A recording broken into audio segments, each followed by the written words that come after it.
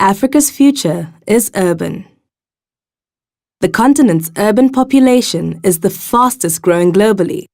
By 2035, every second person in Africa is likely to live in a town or city. This will total about 926 million people, or 438 million more than today. By 2030, 6 of the world's 41 megacities will be in Africa, with the existing trio of Cairo, Lagos, and Kinshasa joined by Johannesburg, Luanda, and Dar es Salaam. Megacities have been key drivers of their country's economic performance and connected Africa to the global economy. In 2030, Lagos, Cairo, and Kinshasa will each have to cater for over 20 million people, whilst the 3 newcomers will have crossed the 10 million mark.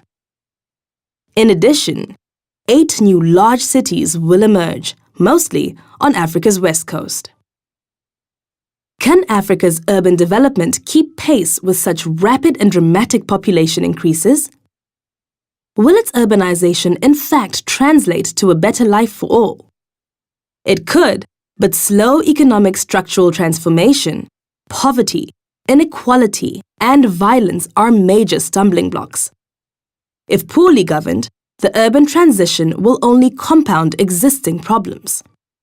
Africa has more urban poor than any other world region, and poverty could be urbanizing. The typical urban resident in Africa lives in a slum, lacks access to basic services, and has an informal, low-wage job. Incidences of urban violence, politically or criminally motivated, are common.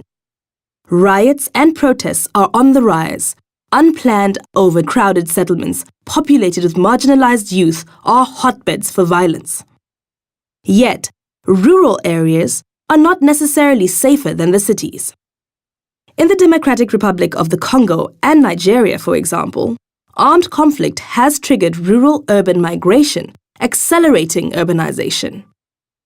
In the 6 countries that host Africa's current and emerging megacities, rural residents seem to be more likely to fall victim to a terrorist attack than people living in urban areas. If Africa's population is to benefit from the urban transition, a few interventions are key. Urban governance and urban planning need to improve. Massive investments in infrastructure are necessary to expand service provision, particularly for the poor.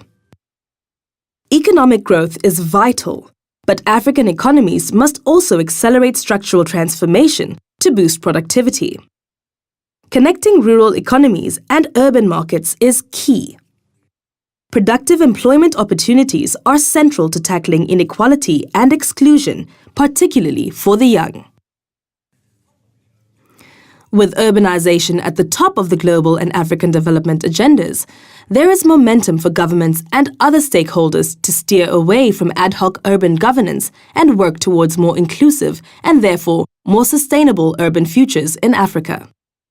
The African Futures Project is a collaboration between the Institute for Security Studies and the Frederick S. Pardee Center for International Futures at the University of Denver.